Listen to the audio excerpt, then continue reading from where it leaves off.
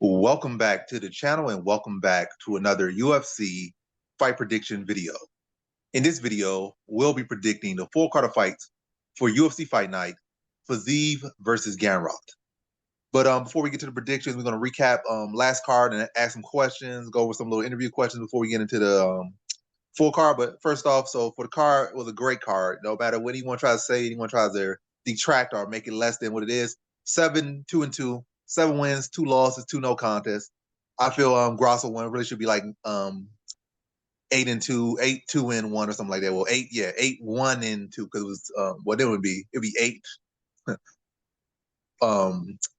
It would be no, the math would be all over. But in any case, it'd be 8 wins because it'd be 8 wins, 1 loss, and 2 8 wins, 2 losses, and 1 no contest. That was a charted one. So yeah, it was a solid card. But again, at the end of the day, you can't cash what didn't happen. Judges say it was a draw, it's a draw. People have this to say, but yeah, I feel what you want. But so solid card. And most importantly, where everybody wants to hear the parlay hit. So if you were tracking that, you cashed in. If you want to add some more to that, you probably likely cast in well, because again, only 2 lost, so you could pretty much add it just whatever you wanted on this card, and you would have won, unless you went and got oversight about Padilla, an untested newbie, which I was telling y'all to avoid anyway. But yeah, so so the 4 fights that I've had on my parlay, the free parlay, were Godinez had her on there, had Kopylov. He went like pretty much all these people like killed it on the card that I picked on the parlay. So Godinez killed it, Kopylov killed it, Campbell killed it, and Zellhuger killed it. Like, well, I think all those were finishes too, so they killed it, straight up killed the parlay. So parlay was solid. So that's what I'm saying for my introductory here. Now I'm gonna pass over to NickyBets. He's gonna recap it, and we're gonna go over some questions. Then we're gonna get to your favorite part, the predictions, and then probably wrap it off with another parlay or some more parlays and end the video off there. But now over to NickyBets. Yeah, I think the 7 out of 2 is impeccable. That's like way above 90% or 80%. So I think we did great though. I think Jazz Divicious ruined my flow as far as like my picks go, but outside of that, I feel pretty comfortable with everything that happened. I think you're right about Padilla. I think Grosso won. There's not really much I can do about what happened. My 4 out of my 5 parlays hit. These are all fights that went inside the distance. Roman Kopylov, Charlie Campbell, Lupita, and Raul Rosas Jr. All winning inside the distance, which they all did. I feel really comfortable with that. And what do you think's next for Roman Kopylov? Roman Kopylov, I feel he could fight a Chris Curtis. I think that'd be a good matchup for him. It's a lot of people around that range you could fight. But Chris Curtis kind of stands out, or Nasruddin Imavov, that could be a good matchup for him. Or who just lost? Abus Magomedov, that'd be a perfect match for him. Abus Magomedov got a lot of hype. He got jumped up. They did him a favor, give him Sean Strickland, or we're potentially trying to give him a favor, like, oh, Sean Strickland ain't nobody. So we're gonna give him this random Russian because Russians are supposed to be so good. They dominate the sport, but only like 3 of them been champions in the history of MMA. But they got hyped about it, the Russian name, so they try to push him up there and give him a Sean Strickland to try to give him a quick path to the victory. I mean, to the title shot. And Sean Strickland, beat him and then beat Adesanya. So Sean Strickland really put his foot in their mouth, basically. They were trying to count him out so many times, but he went out there, proven wrong 2 times in a row. Abus did not belong, he did not belong there at all. And now it's time for him to do UFC a favor and fight Kopylov and see if Kopylov deserves to get that push. Kopylov has been putting in work, unlike Abus in his whole life, never putting in any work. So I think that'd be a perfect match for him. Give him a boost, give Abus a chance to try to actually beat someone legit, and give Kopylov a chance to beat another hype job and, get himself some more traction. So I think that's a perfect matchup for him. What do you think his next matchup?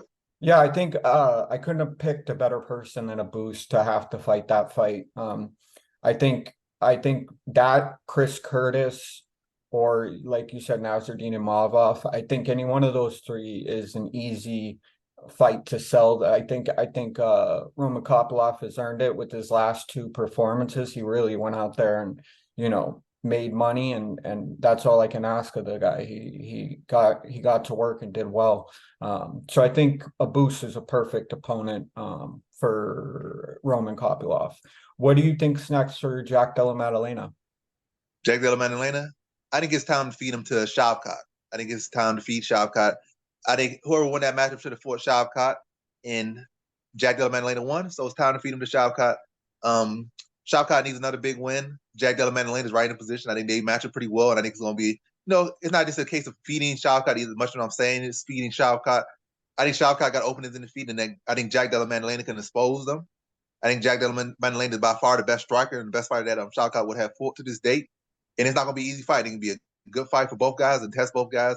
And that could really, if Shavkat can go out there and continue to do what he has done to his opponents, to Jack Della Maddalena, I think, he's really just one win away from a title shot. If he can do that, what he's been doing to every other fighter to Jack Della Maddalena. So if Jack Della Maddalena could do it, then he's like one win away from a title shot. Because Shavkat's, supposed to be the next big thing. If he could beat him, then that's like instant title shot or one fight away. So it will put both of them in the same spot. So it's a perfect matchup. Both guys are similarly ranked. Both guys have been doing a lot of great things. Jack Della Maddalena up to this point was finishing everyone in the first round up till his last fight, that short notice fight that went to a decision. So both guys are true finishers. Both guys are killers. Both guys are hot right now. Match them up now and see who the real deal is. Best matchup available for both guys at this point. And I think that should be the next matchup. What about you? Yeah, I feel the same. I think we covered that in our first podcast. We said that the winner of Jack Della Maddalena should fight Shavkat, and I think that's still the best play to make for Shavkat, because he's kind of just sitting around waiting for a title shot or someone in higher rank than him to fight. But he it's a fight I know he can win, and I'm really high on Jack Della Maddalena, so that's saying a lot. But I think Jack Della Maddalena would be a good instrument for him to be able to prove himself as good as he is and make something happen with that fight. So yeah, I think that's a great pick, is Shavkat. The real question, the real thing everybody wants to know is who won on Saturday night.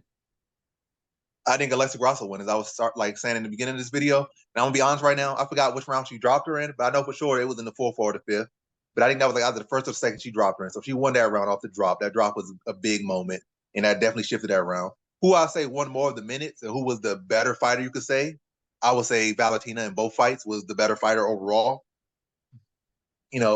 But it's a fight of the day. Like, all it takes a little moment. Like, in a fight, you can be winning the whole fight. You can win like pretty much every single second except 1 second. Somebody catch you, knock you out, lights out. They won. And not to say it was that exact thing, but that's partially how it was.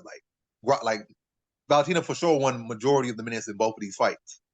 But in that other fight, she gave up her back, like missed time to spin a back kick, got her back taken, choked out, fight's over. She lost. It don't matter what she did. She could have held her down and had her in the crucifix for 15 minutes. She got in a bad position. She got finished. In this fight, I think it was the first or second round, she got dropped. That shifted that round from her. And then in the fourth and fifth, the fourth round, the most significant thing in the fourth round was that clinching knees. And at one point, she did have her back briefly and try to go for submission, but a very close round. But I definitely think the thing that the only show from that fight, it's clear that was the most significant thing in that round was those brutal knees. Like, why her, she was trying to play a grounded opponent. It was like 10 consecutive knees, and then even some good knees and then clinch. And then she did get a nice, powerful slam on her too. That was kind of sequenced by a back kick, but she kind of overjumped it a little bit. But those were probably the most significant things were what Grasso did. Shevchenko just kind of jabbed a little bit, had a little positional control, but she didn't really do much damage. Most of the damage was done by Grasso. So fourth round, Grasso. Then fifth round, Valentina jabbing, but a couple jabs don't win a round. This is not boxing. You get taken down and somebody's on your back, slamming that elbow into your temple. That's way more brutal and definitive than a couple little jabs. Like, that didn't really even do no facial damage versus like you getting slammed on the ground, somebody damn near strangling you to death, but you surviving. Then you get hit with back mounted, splatting out and get the elbow. That's clearly slowed around. So it's not even no controversy. The controversy is like why this dude called that fifth round a 10-8. That's the controversy. But in reality, it was some clear rounds to say Grasso won the drop round. She won the knee round. The knee still the playing the game round where Valentina tried to play the grounded opponent round. That was clear round. And the fifth round was particularly clear. Yes, Valentina won 3 minutes and 30 seconds of that round, and Grasso won the final minute 30, but that minute and 30 was far more definitive than anything that Valentina did in that whole round. And the fight ended with Grasso on top. That's another big thing. So she won the final minute and 30 seconds, did the most damage, and ended the fight on top. And that's very significant, especially in championship round. It's all about, what the final look, what did the judge see last? The last thing the judge saw were you on the ground getting pounded senseless.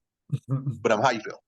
Yeah, I totally agree. I think Sean Strickland's coach said it when Sean Strickland was fighting. One of the announcers said his coach just screamed optics, and who had the most, you know, the most significant moments in the whole fight. It was hands down Alexa Grasso, who put the pace and who was probably outlanding the most, Valentina. But again, optics. They're looking for big moments rather than, 20 punches to the face or sorry, jabs. They weren't really punches, but Valentina was clearly overall competing better. I agree. She in the last fight, same exact thing. She was doing better than Alexa Grasso was. But Alexa Grasso had those moments. Alexa Grasso got her back and choked her out. And, I thought Valentina was going to come out there and fight and put on a show, and she did. But Alexa Grasso clearly won. That's just my opinion. That's probably what a lot of people think. But the 10-8 round, I don't see that. But yeah, I definitely think Alexa Grasso won. I think Valentina, her next fight, she should just throw it all on the table like Israel Adesanya did with Alex Pereira, and that she should just come out with her, you know, shield on her sleeve. You know what I mean? And go in on it or go out on it. So that's my thoughts. I would have picked Grosso to win though. All right, solid, solid. And now we go to the predictions. So, what we all been waiting for.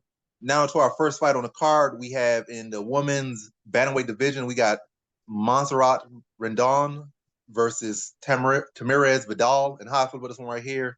I'm going average confidence Tamirez Vidal to beat Montserrat Rendon.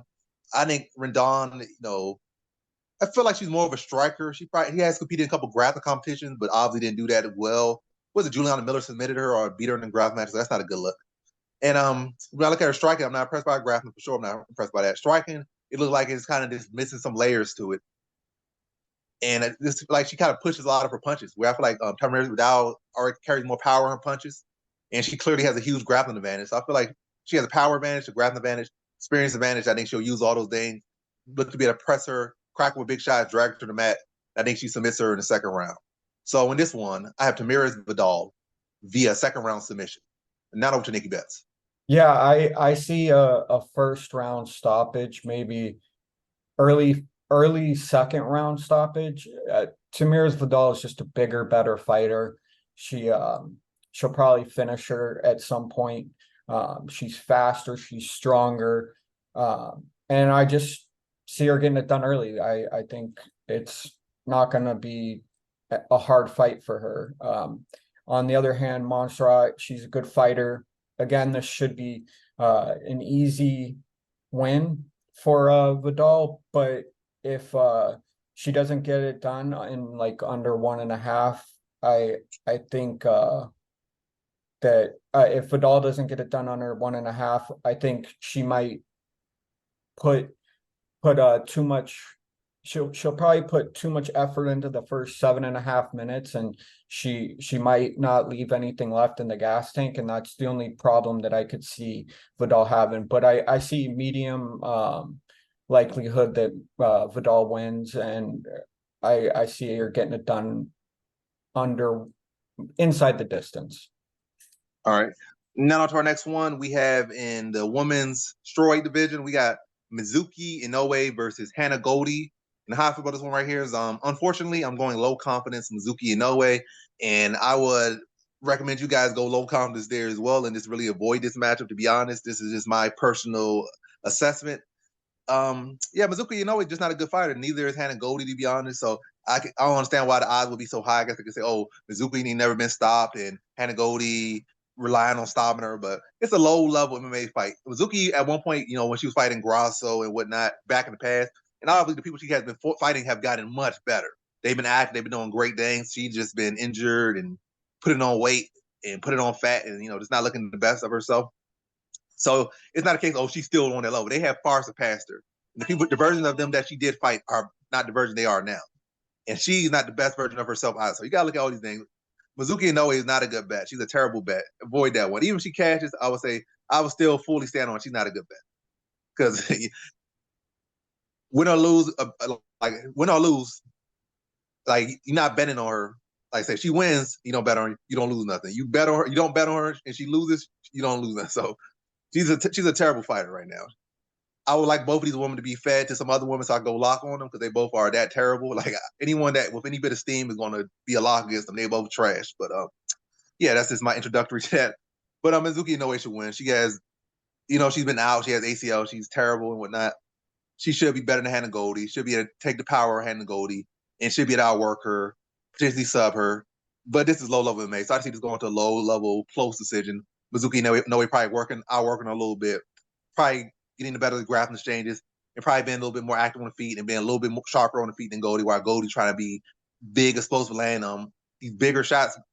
And Inoue just gonna be more consistent, and that's gonna give her a decision victory, sloppy decision victory for Mizuki Inoue. So in this one, I got Mizuki Inoue via decision. None over to NickyBets. Yeah, I agree. I think Mizuki's she's the pick for this one. I guess she fights with Valentina Shevchenko at Tiger Muay Thai, which that's a good person to learn from. I think there's levels to this, and Hannah Goldy's not on the same level as Mizuki, and I think there's people that, like you said, you could easily pick against Mizuki in a fight if she was fighting the right person, and it'd be a lock. But Hannah, in my opinion, just gets dominated. She's a decent wrestler and she has great BJJ, but that's her bread and butter. I just seeing her getting outmatched. Hasn't fought in a few years, so but I still give her this much. I'll do Mizuki over 1.5. That's my official pick. But it's a low to medium confidence that she's going to get it done. And what are you leaning more to? Are you leaning to Mizuki in the distance, or yeah? I think she gets it. I think she gets it done by decision. So give me Mizuki by decision, but over 1.5 is the bet that I would make if I were to bet on it. I agree though. I don't think it's a great bet at the odds as well. So yeah. All right. Now on to our next one. We have in the heavyweight division, we got Jake Collier versus Muhammad Usman. And how I feel about this one right here is average confidence Muhammad Usman to beat Jake Collier. Confidence could be higher, but I understand, what people was concerned about this matchup at. I think the odds right now is minus 165. I think when I kind of tailed it a little bit, it was like minus 135. But yeah, I think the odds are great for what it is. So I think like Muhammad Usman is the next great champion or nothing. No, I don't think so. But I think he's in the perfect spot. He's going in for a fat welterweight. You might say he's been a heavyweight for 5-6 years now, but at the end of the day, he's still a fat welterweight. He'll always be a fat welterweight. He could retire and live the rest of his days as a fat welterweight, but he'll still be a fat welterweight. He walk around that, but his body's not built for that. His bones aching. He not really built for that. He just carrying fat on him. And yeah, and he's riding like a 3-5 losing streak. He's like 13-9, clearly on the downtrend. Muhammad Usman clearly on the uptrend, like the momentum moving here. Muhammad Usman has the wrestling to keep us on the feet. He has the big power. This is heavyweight in the day. And he is the more natural heavyweight. And Collier really hasn't even shown much power at this weight class to begin with. Again, a fat welterweight. I only had much power when he was a welterweight, and it really didn't come up to the heavyweight division. So, yeah, there's not really much power behind his punches. And Usman, one thing he does have is size, athleticism, and power. Might not have the skill or talent like that, or his brother and some of these guys, but he has more than enough stuff to take down Collier, maybe even take Collier down and ground and pound him. Matter of fact, I feel like he's going to touch Collier, have him rock, probably like one of the first punches he land on Collier, probably swarm on him, level change, scoop him up, drag him to the mat, and probably just put his weight on him and then start ground and pounding him and get him out of there first round. So in this one, I have Muhammad Usman via first round TKO. Now over to NickyBets. Yeah, I think Muhammad Usman's an easy pick on this one. I think, like we said in the last fight, there's levels to this, and I just think Jake Collier is not on the same level as Kamaru Usman. Do I think Muhammad Usman, do I think Muhammad Usman is the next champion? No, that's just my honest opinion. I think he's a bigger and slower version of his brother, Kamaru. I like what he did against Justin Tafa. He proved that even against you getting the brother is Junior and his Justin. Usman. I mean, I'm getting confused, but yeah, so it's so easy to get confused when they have like two brothers with the same basic name because they try to name their sons similarly. But yeah, is it Junior? Justin Tafa or Junior Tafa? It's Junior. It's the younger Tafa. Okay, Junior Taffa. Okay, yeah, his brother just fought them, so that makes sense. Yeah, very confusing. So yeah, I like what he did against him. I think he did some great picking apart of Junior Taffa. I think he was able to get in where the weaknesses of Junior Taffa were, and he was able to exploit it. I don't think Jake Collier is better than Justin Taffa though, or Junior Taffa.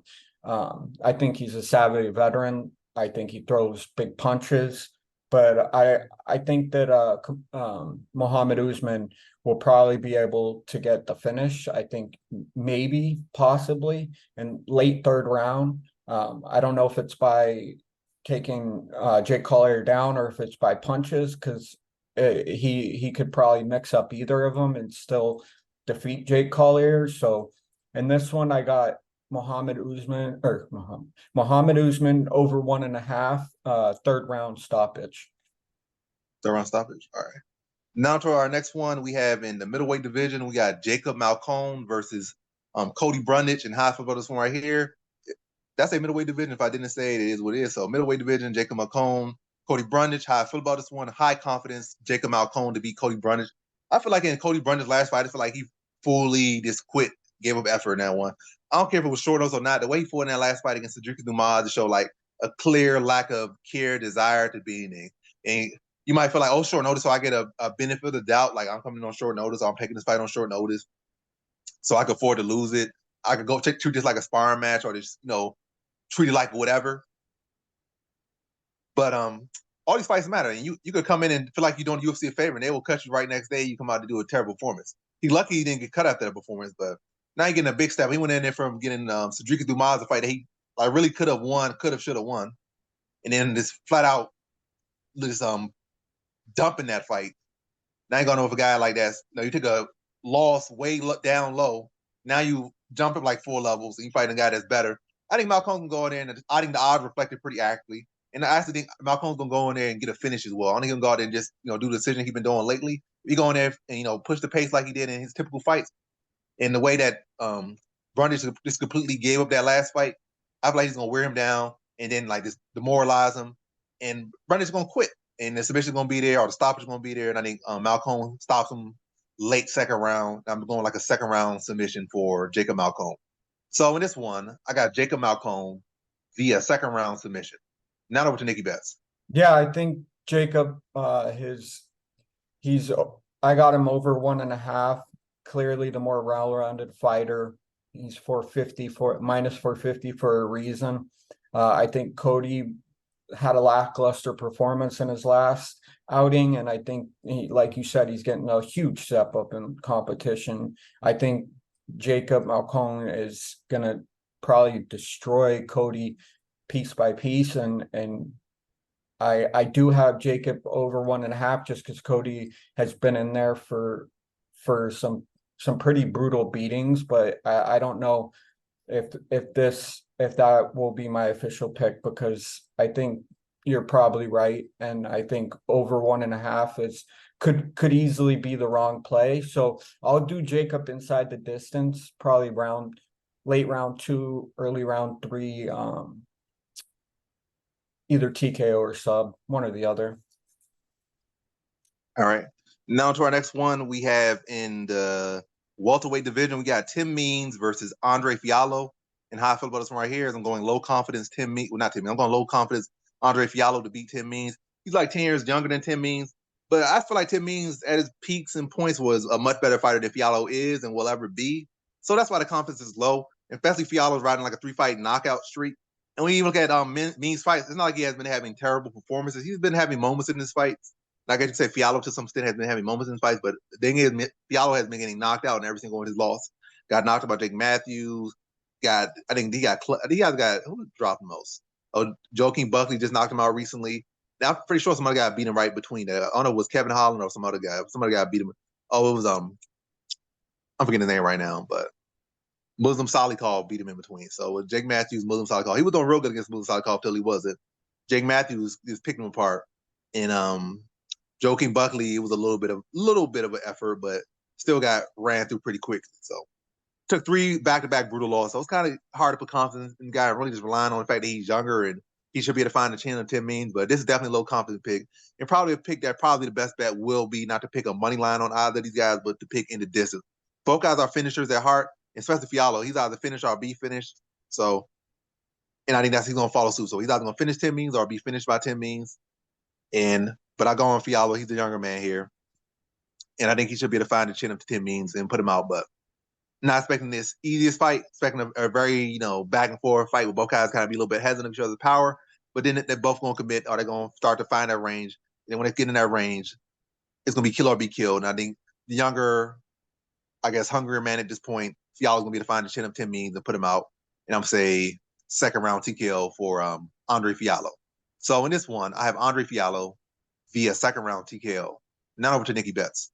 Yeah, Tim Means was doing great against Alex Morono, like you said, until he wasn't. But I have more faith in him than I do Andre Fialho. I just can't win with the guy. He's lost me too much money. And I wouldn't bet either fighter in this one. I would bet Tim Means over 1.5 if you had a gun to my head, but like as far as betting on this, just to bet on it, it's not worth it. Over 1.5 might be worth it. Inside the distance might be worth it. I think you're right on all those cylinders. But as far as this goes, Andre Fialho has just got knocked out too many times, and it's just bankrupted my ability to bet in the guy. And I think Tim Means was doing great against Alex Morono, who's a world-class Brazilian Jiu-Jitsu specialist. You know what I mean? They said he's like a 3rd degree black belt or something like that. So I had Alex Morono winning that one, but I'll tell you what, Tim Means had me real nervous. So with that being said, I'll give Tim Means his flowers and say he gets it done 3rd round. Or Tim Means over 1.5. I think either of those plays are good. I think both fighters can stick it out until 7 minutes, 30 seconds, and you'll be safe. So that's my official pick. All right.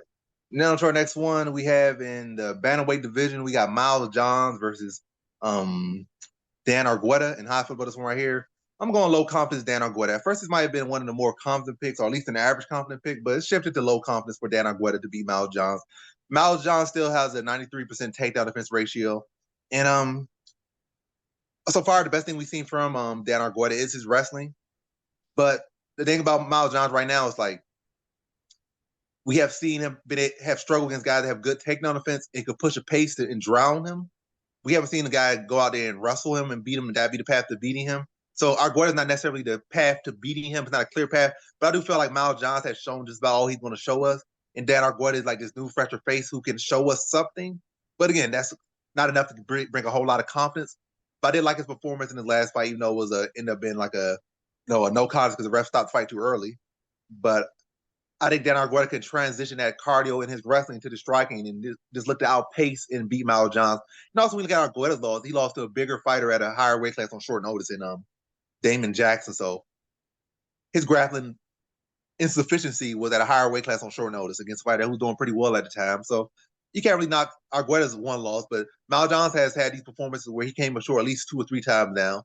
His record's better than I remember. It's like 5-3, so that's actually okay.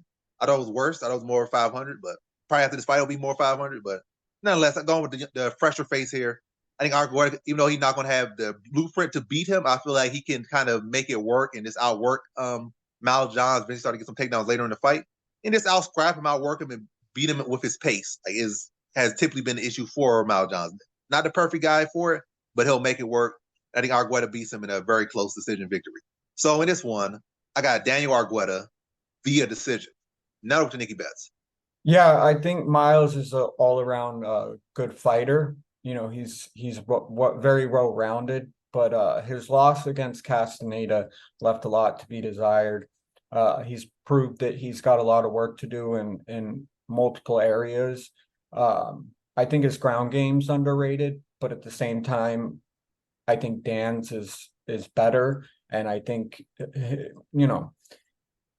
I think Dan will make it through the first round, and after that he'll be, it'll be his fight to take, and if he does all the right things, I had a higher confidence in Dan Argueta early on, but I lowered that as well, just because I think Miles is his wrestling is a bit underrated, but I don't think that Dan will have any issues with them after the first round. So give me Dan over 1.5, and I'll say round 3 sub. Around 37. All right. Pretty interesting. All right, now to our next one. We have our first fight on the main card in the featherweight division. We got Charles Jourdain versus, like, do I say Ricardo or do I say Ricardo? I'm going to say Ricardo Ramos. It rolls off the tongue better for me. Y'all can mix it up however y'all want to mix it up, or however he wants to mix it up. But anyway, in this one, it was initially going to be Charles Jourdain, but some last minute thinking, I shifted to Ricardo Ramos and Ricardo Ramos or whatever. So low confidence Ricardo Ramos to beat Charles Jourdain. I just go back to the fact that Charles Jourdain has had history of getting wrestled up by opponents, like at least a couple times. I think once at lightweight on short notice, and then I think it was I think Andre Philly was able to eke the fight out because he decided to wrestle in the later half of that fight. And who else beat him? Vloyev, put on a wrestling going. Not Vloyev. It was did he fight Vloyev? No, he didn't fight Vloyev. That was something else. But not a Vloyev. It was some other fight who recently beat him. I'm trying to think who that name, but name eluded me. But it wasn't too long ago. It was like one fight ago. Nathaniel Wood put a wrestling clinic on him as well and was able to beat him. Put a clinic on him. And Nathaniel Wood has, he's a well-rounded guy, but it's not like he's purely this wrestling, grappling, big threat necessarily. Not to say he isn't, but he's not necessarily, that's his bread and butter. And he was able to do that. And over his course of his several fight UFC career, Jourdain has less than 50% takedown defense, which is terrible. And Ramos has like a 58%, which is pretty good. So that's like more than half the time you're going for takedown, you're securing them. And I feel like this is going to be like the Bill Algeo fight. I feel like Jourdain will have moments on the feet, but I feel like Ramos will be able to blanket him, control him for large portions of the rounds and stuff. And he's pretty underrated on the feet as well. So I feel like Ramos can hold his own with Jourdain on the feet, even though that's not his path to victory, but he can do it enough so that he can set up takedowns. He's not like Kron Gracie, who just was running there with his face forward as a punching bag trying to get a sloppy takedown and have no takedown offense. Ramos actually has takedown ability. He actually has a striking. He actually has paths to the takedown, can mix the shots up and not just run into your fist with his face or your feet with his face. So going to Ramos here, similar to the Algeo fight, he's gonna be able to blanket him. Probably not the most exciting fight. A lot of fans probably be booing, but he's gonna do what he needs to do to get his hand raised, mix up the striking, blanket, and now allow Jourdain to really get a comfortable pace going and ground out a decision over Jourdain. So in this one, I have Ricardo Ramos via decision. Not over to NickyBets. Yeah, I got Charles Jourdain in this one just because his striking is, I think what he did against Kron Gracie, because Kron Gracie, like, that's his thing, is BJJ. That's what his family's known for. That's what their legacy's from. So I think the fact that he didn't get dominated in that fight gives him an upper hand in this fight, because I don't think Ricardo's better on the ground than Kron Gracie is. Maybe a better wrestler than Kron Gracie, but as far as his jiu-jitsu skills go, I don't think he's better. He's going to come, he's going to try to grapple. But the probability that he outpaces Charles Jourdain, I just don't see it happening. Charles Jourdain's strikes are sharper, faster, quicker, harder. And I think the only place that Ricardo poses a problem for Charles is, wrestling, but and BJJ, but Charles he's gotten one submission on his record. I think Louis Venata, forget his first name. But in this one, I'm gonna take Charles. Let's get it done by decision. I think Charles over 1.5 is a safe bet too. I got medium confidence in this one. All right. Now to our next one, we have in the welterweight division, we got Bryan Battle versus AJ Fletcher. And how I feel about this one right here is I'm going average confidence. Bryan Battle to beat AJ Fletcher. And on paper, this could be a tight matchup. I mean, it is a tight matchup no matter how you cut it, but I feel on paper, definitely Fletcher has a much better chance to win than I feel it will actually appear in the fight, I guess, or at least, I don't know how fate plays it. I feel like Fletcher has a good style for Brian Battle, good enough style for him. But I just don't feel like he's a winner. I feel like he's a guy that's gonna come in here. He has his moments, in the UFC. He had a couple decent moments in the UFC, but he just kind of feel like a here and gone type fighter. Not really a whole lot of longevity. Don't really see him a guy rebounding and being no great journeyman who just sticks around and for like 10 years and become a Hall of Famer just by having 50 fights in the UFC. I see him as a guy that, like, he had his moments. He was good for a little bit. Then gonna fizzle out. And I feel like it's gonna probably be one of the starts of the fizzle out. I feel like, also based off the stats as well, Brian Battle is like much taller. I think he had like an 8-inch reach advantage on him. I think he had like a 4-inch height advantage and 8-inch reach advantage on him. He's not the most clinical striker, and I feel like the wrestling Fletcher can be an issue for him.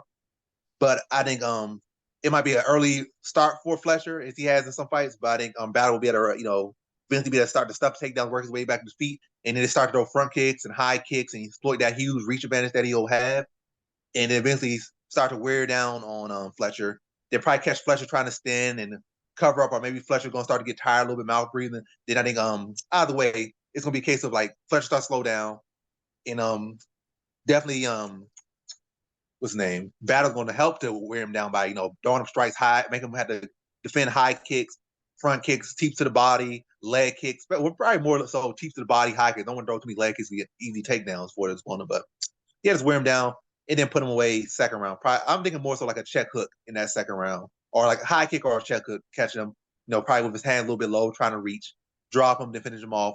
Go for big celebration, all that stuff. And another highlight reel for Brian Battle. So in this one, I got Brian Battle via second round TKO. Now over to NickyBets. Yeah, I think Brian Battle easily wins this one. I think 9 times out of 10, if you put them in the cage, Brian Battle comes out on top. Just because, Brian Battle's his momentum from his last fight, that knockout, he was very impressive. I agree. I think the only place that AJ can win is on the ground, offensive wrestling, offensive BJJ. I think, but Brian Battle, he's pretty good from his back. So I think Brian Battle comes in, he steamrolls him. Give me Brian Battle inside the distance. That's my official pick. All right, nice. Now to our next one, we have in the women's strawweight division a rematch that no one asked for: Marina Rodriguez versus Michelle Waterson Gomez, but we're just gonna call her Waterson. No need to add that Gomez. She could add that Gomez, but we ain't adding it. So Michelle Waterson 2. And how I feel about this one right here is I'm going high confidence on Marina Rodriguez to beat Michelle Waterson. I know you could probably look at some of her recent performances, say, oh, she's this and that or whatnot, or maybe that's why the odds aren't higher. But what really can Michelle Waterson do here? I really can't see much path to victory for her. I feel like it's gonna be like the second fight. I mean, like the first fight. Don't really see. I feel like Michelle Waterson's gonna have less success with the grappling and just continue to get picked apart on the feet, but probably still gonna go to decision some way. Probably going to end up in the clinch way more than it should be, drag out more than it should be, allow Michelle Waterson to throw some step aside kicks more than she should be. But I think it'll be a lackluster decision, probably a lot of clinching. But Marina Rodriguez clearly landing the hard shots, more volume. But I just don't think it'll be the best fight for either one. Both of them kind of getting up in age. Marina Rodriguez seemed like a fresher face, but she probably just started later. She's like 36, and Michelle Waterson like 37, 38. So it's gonna be a high, low pace, clinch fest, weird type fight, but it's gonna be a clear winner for Marina Rodriguez. How you feel about this one? So in this one, I got Marina Rodriguez via decision. And how you feel about it? Yeah, I agree. I think Marina is the more talented, sharper, stronger, faster striker. With that being said, she does need improvement in her ground game, but that's the only way I see Michelle Waterson being a problem. However, Michelle Waterson is definitely talented on the feet, like a way better fighter than I am. She's definitely got beautiful kicks, beautiful punches, but Marina's just, got that little extra that Michelle lacks. So I think it's medium to high confidence that Marina gets it done. But I do see Michelle Waterson staying in there, so I'll give it Marina over 1.5. But I see this going to decision. I think Marina's going to get the easy decision on this one. All right, Marina decision. Now into our co-main event, we have in the featherweight division, we got Bryce Mitchell versus Dan Ige. And how I feel about this one right here is I'm going average confidence Bryce Mitchell to beat Dan Ige.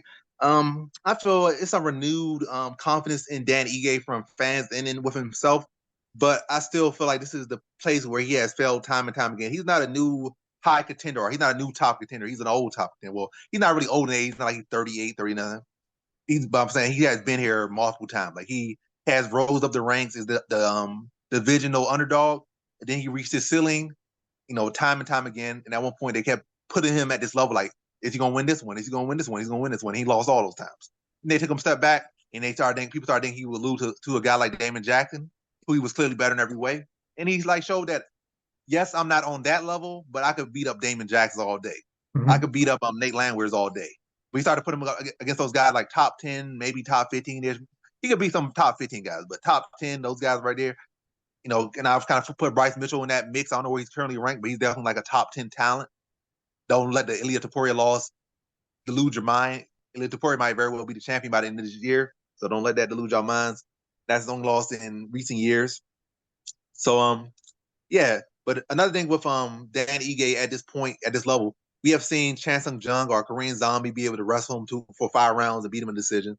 And I know at this point, what's the name? I think Bryce Mitchell was a much better wrestler grappler than Chan Sung Jung, at least in MMA. I don't know about outside MMA, punch not involved. Chan Sung Jung is a very underrated grappler. But definitely as far as pure MMA or MMA, not pure grappling, I think Bryce Mitchell clearly the better grappler than Chan Sung Jung, especially at this given point. So I think he should be able to have similar success, if not better than him. Then you have Movsar Evloev, who was able to take him down at will. And I think in his debut, some other guy was able to control him on the ground, pretty easily. And I say easily, but he was able to have great success controlling him. And I feel like Bryce Mitchell fits into that mold, kind of similar to Movsar Evloev. I feel like he can keep pace with him on the feet. He's very tough, got a sturdy chin on him. And I feel like he could chain wrestle and really ground a decision over Dan Ige. And I feel like he has the grappling skills to be able to neutralize Dan Ige's submissions off his back or from within Dan Ige's guard and really be able to grind out a decision over Dan Ige. And that is Bryce Mitchell's type of fight. And I feel like he can replicate similar to what Movsar Evloev did not too long ago. So in this one, I got Bryce Mitchell via decision. Now over to NickyBets. Yeah, I think Bryce Mitchell, this should be a layup for him. That's with all the hype that is behind him. I think this should be a hard war of a fight, but I think Bryce Mitchell, this is what he does. He beats the Edison Barbosa, but he loses to the Ilia Topuria. And Ilia Topuria, man, he's a beast. I had him in my they did that matchmaker UFC dream thing, and I put Ilia Topuria versus what's his name? The guy who just fought for the title. Yair Rodriguez. Yair Rodriguez. Yeah, him and Yair, that would be like a dream fight to watch. Because I think Alexander Volkanovski proved how good he is against Islam Makhachev, and even Yair Rodriguez. He did it incredible. I thought it was going to be a lot closer fight just from how much Yair Rodriguez has grown. But I think you're right. I don't think we judge Bryce Mitchell on the Ilia Topuria loss because he's probably fighting for the title by the end of the year. So you can't really be mad at that. But my clear path to victory is Bryce Mitchell over 1.5. But I don't think Dan Ige gets out there easily or possibly at all. So I see this Bryce Mitchell eking out a 27-30 decision. All right, Ige. I mean, you said Bryce Mitchell, right? Yeah, Bryce Mitchell, 30-27 decision. All right. Sure. Now, yeah. All right. Now on to our main event. We have in the lightweight division, we got Rafael Fiziev versus Mateusz Gamrot. So this is the first time I think I got the name right. Mateusz. I kept hearing people say the name. So Mateusz Gamrot in the lightweight division. How I feel about this one right here. I'm going average confidence. Rafael Fiziev to beat Mateusz Gamrot. I'm going a little bit narrative here. Also, is going. Both of the guys have never really even fought fighters like each other. In particular, you can say, "Oh, he just fought Jalen Turner and Mateusz Gamrot did." So he fought a striker. But Jalen Turner has questionable takedown defense, questionable motivation, mental lapses at times. I think Fiziev is a much more matured striker, much more tested, also much different frames, and also has a training camp for him.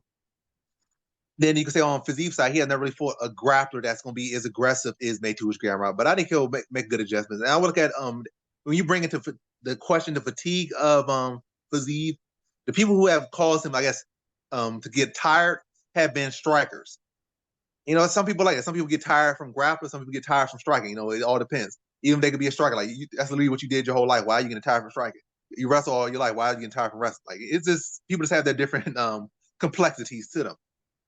And I think the issue with striking, like you probably get tired because guys are making you miss. You having to whiff, you got to lean more versus a guy probably just trying to dive for your leg. You can see, oh, this guy's trying to swing an overhand and dive for my leg. So I just easily dive that weak overhand, maybe time and knee him in the body. Like I don't really feel threatened by the guy. This guy trying to just hug me. I'm not threatened by this at all. I could do this all day. Defend his weak takedown, punch him in his weak mouth all day.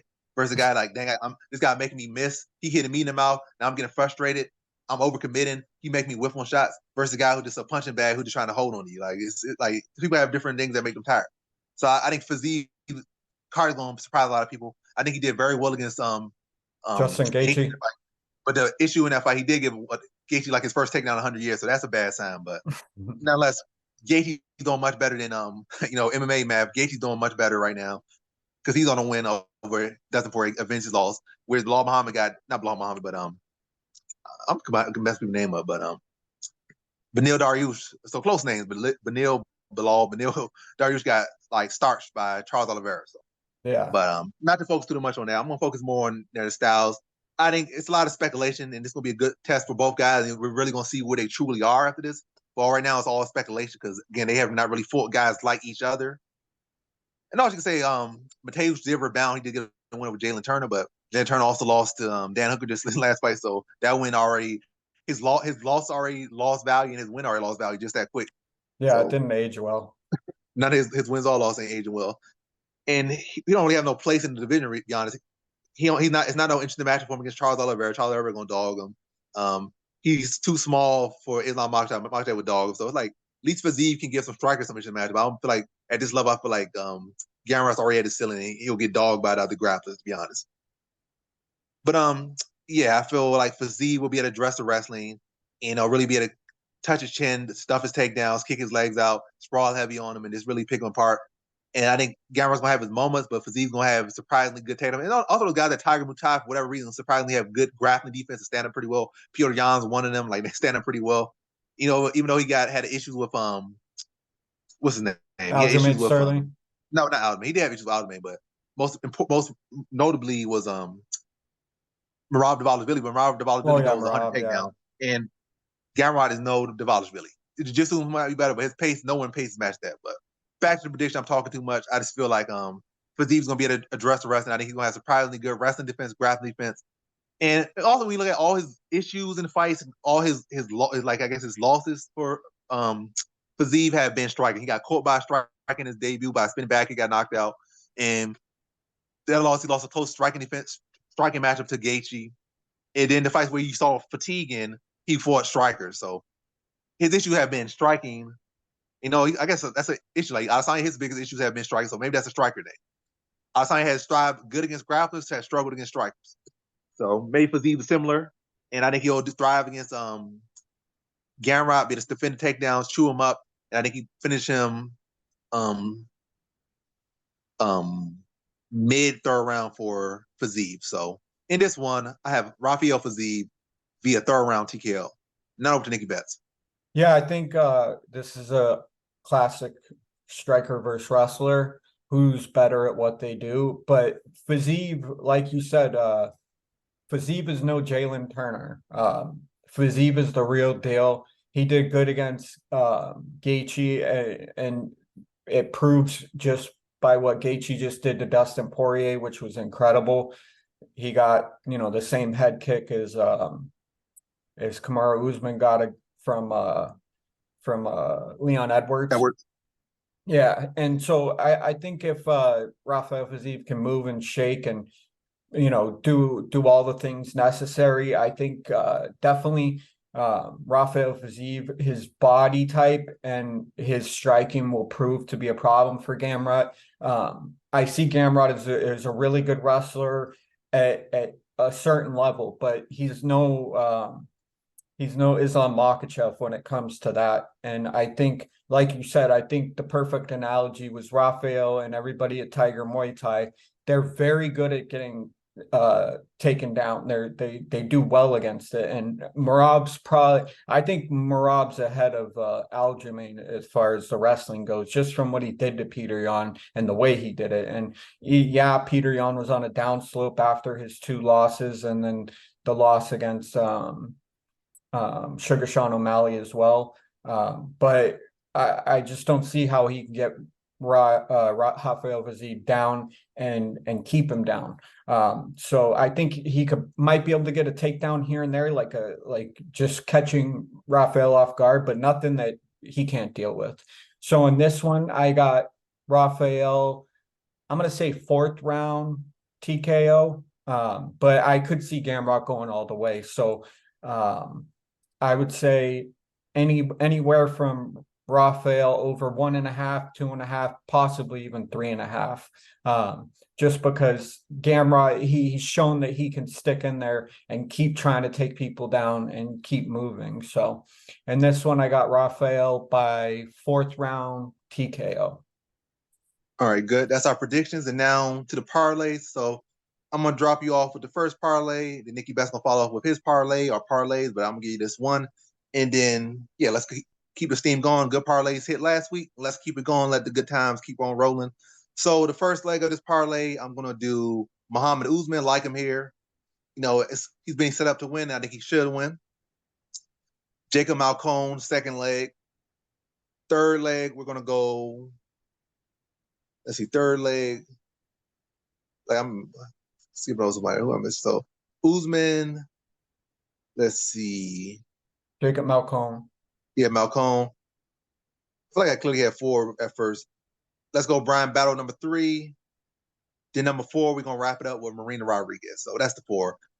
Muhammad Usman, Malkoun, Marina Rodriguez, and Brian Battle. Brian Battle. Yeah, I'm forgetting the name. Let me say that again. I'm keeping messing up. So Malkoun, Muhammad Usman, Battle, and Marina Rodriguez. So don't forget, like I forgot, I'm gonna write it down probably in the description. So even though I'm getting off the top of my head, y'all can easily go there and just wrap it up. You know, just click it, type it in. So yeah. But one more time for the one more time. Muhammad Usman, Jacob Malkoun, Brian Battle, and Marina Rodriguez. That's the 4. Almost 3 M's out of the 4. So 3 M's for money, 3 M's in a row, make some money. That's the parlay. Now over to NickyBets for his parlays. Yeah, so I got Muhammad Usman over 1.5. I got Vidal, Tamira's Vidal over 1.5, Bryce Mitchell over 1.5. I say Brian Battle inside the distance, and I'll go Jacob Malkoun inside the distance. So those will be my official parlays. All right, that's the predictions, that's the recap, and that's the parlays. Thanks for watching. Like, comment, subscribe, and come back for more videos. Also, join the Discord, and most importantly, subscribe to NickyBets. So subscribe to NickyBets. He'll post this video on his channel. We'll post it on my channel, and be looking forward to more content on his channel, more content on my channel, and we definitely going up. We already sent the podcast, so check that out. But check all these things out. Like the video, comment, subscribe, and do all the same on his channel as well. Get the support going, and let's get these numbers up, get these views up, and let's hit these bets. And that's the video. Peace.